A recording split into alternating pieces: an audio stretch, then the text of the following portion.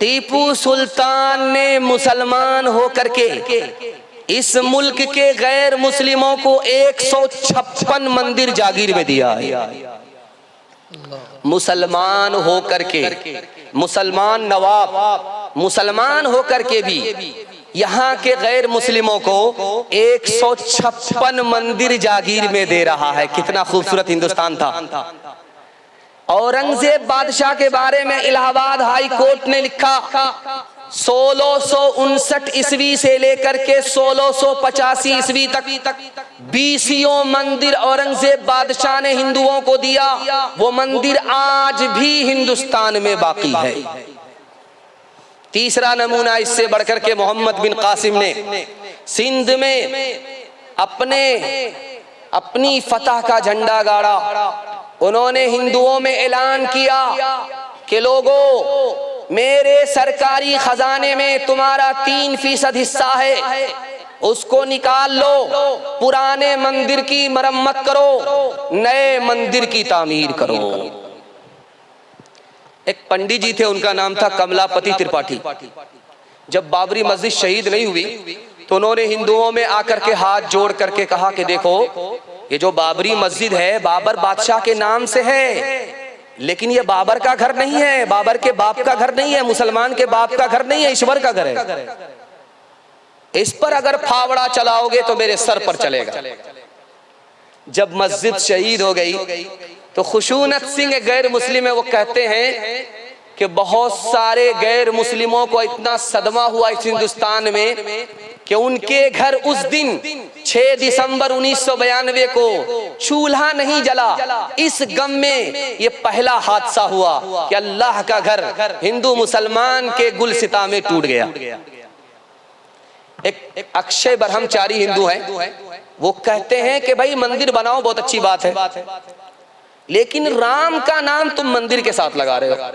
राम मंदिर, अगर राम का नाम मंदिर के साथ लगा रहे हो तो इससे पहले जान लो कि राम किस हस्ती का नाम था। राम उस हस्ती का नाम था जिसने अपने छोटे भाइयों के लिए कुर्सी छोड़ दिया और महल को छोड़ करके जंगल चले गए। अगर राम का मंदिर वहां नहीं था, अदालत ने साबित कर दिया मंदिर नहीं था। राम के मंदिर को अगर तोड़ा नहीं गया, अदालत ने साबित किया कि वहां कोई मंदिर तोड़ा नहीं गया। राम वहां पैदा नहीं हुए, अदालत ने साबित किया कि राम वहां पैदा नहीं हुए। वहां मस्जिद थी, उसको तोड़ दिया गया, उसके ऊपर राम मंदिर बनाया गया। अक्षय ब्रह्मचारी कहते हैं, जब राम मंदिर बना रहे हो तो राम का इतिहास भी जान लो कि राम ने अपने छोटे भाई के लिए कुर्सी छोड़ दिया।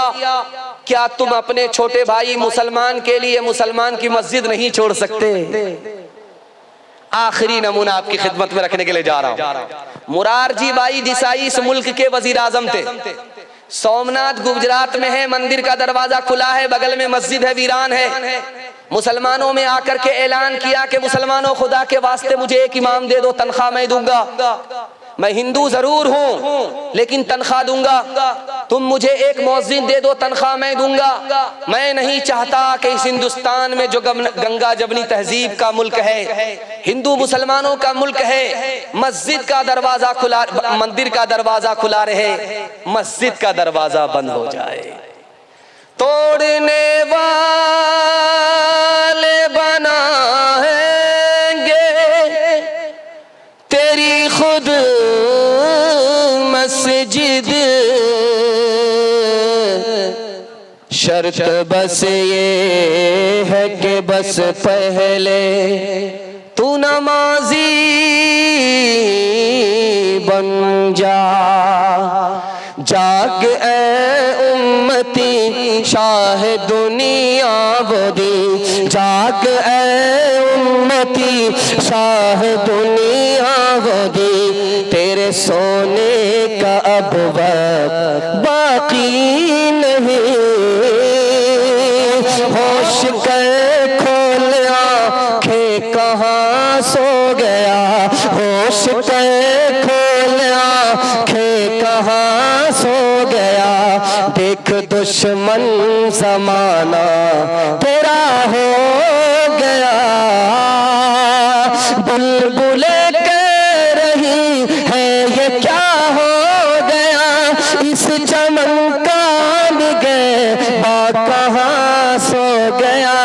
मस्जिदें आज तेरी सुनसान है, तो अपने को कहता मुसलमान है। बहुत खूब। पैगाम खत्म हो गया। अब औरतों के हवाले से बारी बारी करके 4 पैगाम आ रहे हैं। 5 से 7 मिनट में मेरे हिस्से का जलसा मुकम्मल हो जाएगा, बिल्कुल 5 से 7 मिनट में। अल्लाह आपकी हिम्मत को मैं दाद दे रहा हूँ। कितनी देर से आप बैठे हुए हैं, अल्लाह अकबर। 20 मुकर्रिर ने एक साथ तकरीर किया है, एक के बाद दिगरे। एक गिलास में पूरा समंदर डाल दिया गया। ये अल्लाह आपका ज़र्फ बनाया है कि आपने उसको कैसे कबूल कर लिया। और हिम्मत की बात है कि अभी आप इतना ताज़ा दम है कि मैं 1 घंटा और बयान सुनाने की गलती करूंगा तो आप सुनते रहेंगे, लेकिन ये गलती करने वाला नहीं हूं। मेरा जनाजा उठ जाएगा, बगल में कब्रिस्तान होगा, जल्दी से दफन हो जाओ। ध्यान से सुनिएगा, जल्दी से निकल जाए।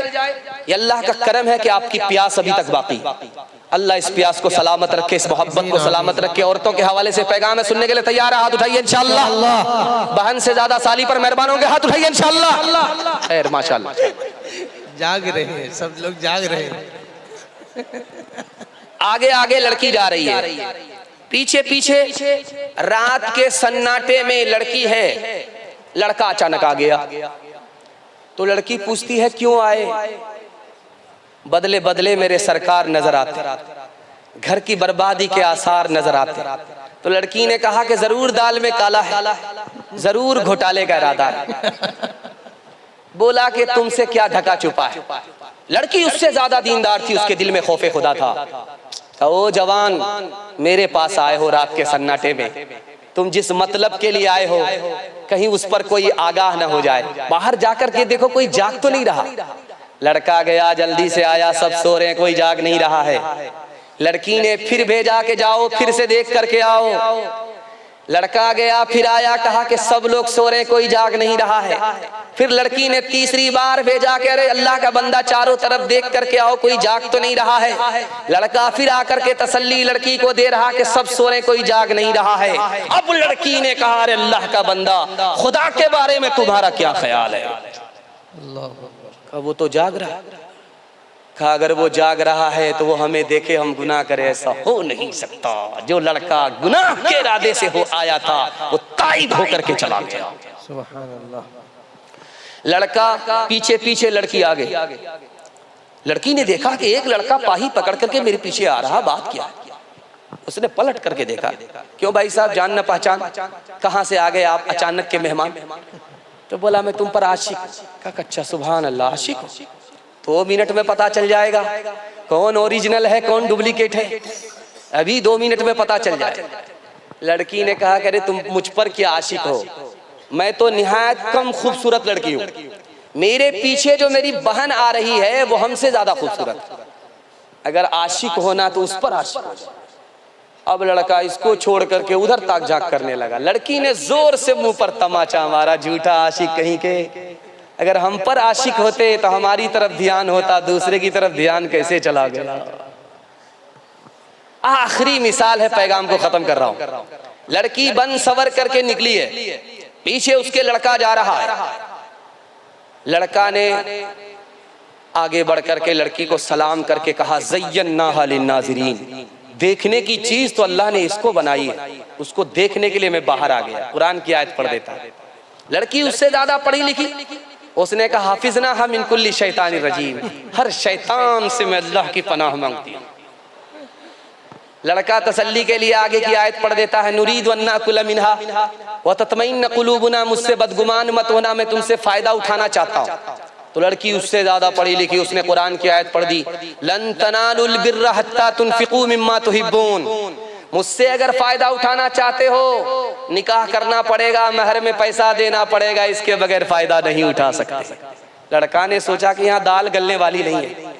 लड़का हथियार डाल करके कहता है वल्लज़ीना ला यजिदून निकाह, मेरे पास तो पैसा ही नहीं है। लड़की खिसिया करके कहती उलाइका अन्हा मुबादून, फिर खड़े खड़े मुंह क्या देख रहे हो, बेपैसे के आशिक की कोई कीमत नहीं है, पीछे हट जाओ। खिसियानी बिल्ली खंबा नोचे, लड़के को गुस्सा आया, यहाँ दाल गलने वाली नहीं है, लड़की ज्यादा दीनदार है। तो लड़का खिसिया करके बद्दुआ करता है, लानतुल्लाहि अलैह, अल्लाह की लानत तुम्हारे ऊपर हो। कुरान की आयत पढ़ दिया और लानत करके जाने लगा। तो लड़की ने कहा लिज़्ज़करी मिस्लु हज़्ज़िल उन्सयैन, मेरे ऊपर सिंगल लानत, तुम्हारे ऊपर डबल डबल।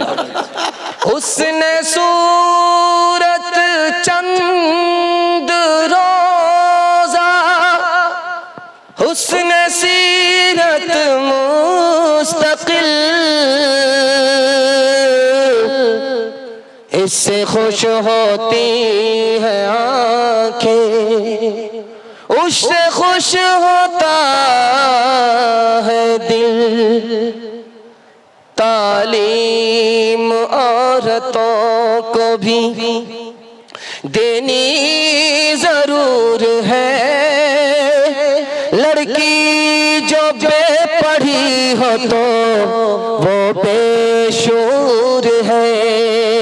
तालीम औरतों को भी देनी जरूर है, लड़की जो बेपढ़ी हो तो वो बेशूर है।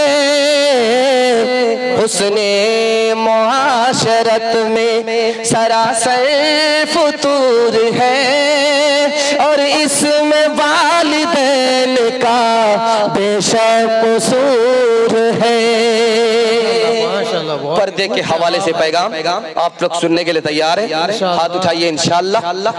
पर्दे को एक हाथ से, फैशन को दो हाथ से पकड़ेंगे। हाथ उठाइए इंशाअल्लाह। खैर माशाअल्लाह। कुछ लोग यहाँ तक हाथ उठा करके देख रहे हैं, कोई देख तो नहीं रहा है कि रात के उजाले में सब पता चल रहा है। पर्दे के हवाले से खूबसूरत पैगाम। हमारी माँ बहन पर्दे के अंदर थी, पर्दे से बाहर कैसे निकाला गया? 3 रास्ते से निकाला गया। इसको ध्यान से सुनिएगा, अल्लाह के इल्म में इजाफा फरमाए, मेरे मुताला को ताज़ा फरमाए। पहला रास्ता, औरतों से कहा गया कि अगर घर के अंदर रहोगी तो गुलामी में रहोगी, अगर घर से बाहर निकलोगी आजादी मिलेगी। आजादी के नाम पर जो पर्दे की चीज थी वो पर्दे से बाहर हो। दूसरा हमला हुआ औरतों के ऊपर, अगर पर्दे के अंदर रहोगी पैसा नहीं कमा सकोगी, पर्दे से बाहर निकलना पड़ेगा तब पैसा आएगा।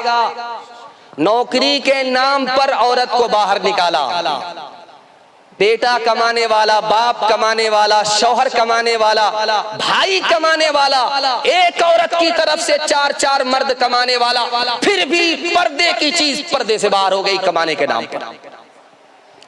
तीसरा बहाना के तीसरा रास्ता, औरत को पर्दे से बाहर निकाला गया। कैसे निकाला गया? औरत को कहा गया कि अगर दुपट्टा हटा करके चलोगी तो आजादी है, जिंदा हो। अगर दुपट्टा पहन करके चलोगी, बुर्का लगा करके चलोगी तो कफन का मुर्दा और तुम्हारा दुपट्टा दोनों बराबर। दुपट्टे को, बुर्के को कफन कहा गया, कफन का ताना मारा गया, औरत बाहर निकल गई। सोवियत यूनियन के सदर थे मिखाइल गोर्बाचोव, उन्होंने कहा हमने पर्दे के नाम पर, आजादी के नाम पर, कमाने के नाम पर औरत को घर से बाहर निकाल दिया, लेकिन छोटे छोटे बच्चे माँ बाप के रहते हुए घर में महरूम हो गए, यतीम हो गए, फैमिली सिस्टम तबाह। डीजे का डांस चल रहा था, फातिमा नाम की एक आदमी डांस कर रहा था, डीजे का डांस चल रहा है। एक आदमी बोला वाह रे लड़की क्या डांस किया। बगल का आदमी बोला कि वो लड़की नहीं है लड़का है। ये आदमी बोलता सॉरी मैडम। वो आदमी बोलता है कि मैं मैडम नहीं हूँ, मैं उसी लड़के का बाप।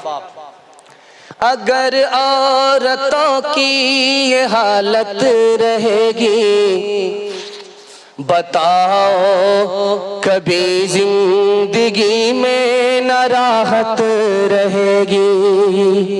अगर औरतों की ये हालत रहेगी माशाल्लाह माशाल्लाह, जिंदगी में न राहत रहेगी। माशाल्लाह आपकी खूबसूरत समात के हवाले कर रहे हैं मुफ्ती साहब, अल्लाह ताला कबूल फरमाए। माशाल्लाह।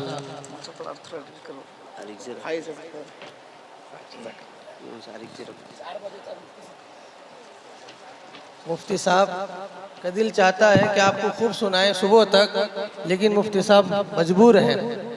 असल में हमारी फ्लाइट है और आप लोग भी बहुत देर तक सुन चुके हैं और हमारा भी कोटा पूरा होने जा रहा है। बस हम भी कोटा को पूरा करके, और दूसरी बात यह है कि मुसलसल जलसा चल रहा है इस वक्त, और मैं चाहता हूं कि आप लोगों के पास कुछ बचा करके ले जाओ। अगर सारा खिला दूंगा पिला दूंगा उल्टी हो जाए, कुछ पेट भी खाली रहे। खैर, अल्लाह जज़ाए खैर दे, आपके हौसले की अल्लाह कदर फरमाए। बहुत अच्छा सुन रहे, आपने दिल खुश कर दिया, और मुझे अब यकीन हो गया कि आप लोग वाकई अपने मेहमान के इंतजार में बैठे हुए थे, और इंतजार बड़ी सख्त चीज है। अल्लाह ताला आपको इसका बेहतरीन सिला और बदला अता फरमाए। अगर औरतों की ये हालत रहेगी, कभी जिंदगी में न राहत रहेगी। कोई नंगे सर जाके बाजार टहले, बताओ शरीयत, बताओ शरीयत से कब तक बगावत रहेगी। नमाज और रोजे की फुर्सत नहीं है, बताओ ये कैसे सलामत रहेगी। चप्पल है ऊंचे हील की और ऊंटनी सी चाल, होठों पे लिपस्टिक लगा के कर रही है लाल। चप्पल है ऊंचे हील की और ऊंटनी सी चाल, होठों पे लिपस्टिक लगा के कर रही हलाल। शौहर के सामने कोई जीनत नहीं रही, बी फातिमा सी अब कोई औरत नहीं रही। बहुत खूब, सुभान अल्लाह। नारे तकबीर, नारे तकबीर। इस्लाम, इस्लाम, इस्लाम। मुफ्ती सादुल नजीब साहब, मुफ्ती सादुल नजीब साहब, नारे तकबीर। आप लोग औरतों के बयान पर इतना दाद दे रहे हैं कि तो खतरा है कि उधर से रास्ते से निकलना मेरा मुश्किल हो जाए। अल्लाह जज़ाए खैर दे। तीसरा पैगाम बड़ा खूबसूरत औरतों के हवाले से आ रहा है। अल्लाह जज़ाए खैर दे, और मैं दिल से दुआ करता हूँ अल्लाह हमारी माँ बहन की आबरू की और ईमान की हिफाजत फरमाए। आमीन। तीसरा बड़ा खूबसूरत पैगाम आपकी खिदमत में आ रहा है, इसको बहुत ध्यान से सुनिएगा। जितना माला आपने हमको पहना दिया है इतना शादी में भी नहीं मिला होगा। शादी की कसर अब पूरी हो रही है, शादी हो रही है। लड़का एक तरफ है, लड़की एक तरफ है। लड़की को अल्लाह के रसूल ने एक नसीहत की, लड़का को एक नसीहत की। जिंदगी में कभी झगड़ा नहीं हुआ और टूटा फूटा घर जन्नत बन गया। वो नसीहत क्या थी, वो पैगाम क्या था, उसको सुना रहा हूँ मियाँ बीवी के हवाले से। इसको बड़ा खूबसूरत पैगाम है, ध्यान से सुनिएगा। बीवी के साथ अच्छा सलूक करेंगे, हाथ उठाइए इंशाअल्लाह। कुंवारे लोग हाथ मत उठाइएगा, खैर इरादा कर लीजिए। ध्यान से सुनिएगा, जल्दी से निकल जाएगा। लड़की से कहा अल्लाह के रसूल ने कि ये लड़का जिससे तुम्हारा निकाह हुआ है ये तुम्हारे लिए जन्नत है, ये तुम्हारे लिए दोज़ख है। लड़की ने कहा या रसूल अल्लाह, लड़का जन्नत है, लड़का दोज़ख है, समझा नहीं। कहा अगर तुम्हारा इंतकाल हो गया, ये लड़का तुमसे खुश रहा, तो इसी लड़के की खुशी के सदके में तुम सीधा जन्नत में चली जाओगी। अगर तुम्हारा इंतकाल हुआ और ये लड़का नाराज रहा, तो इसी लड़के की नाराजगी के नतीजे में तुम्हारा ठिकाना दोज़ख होगा।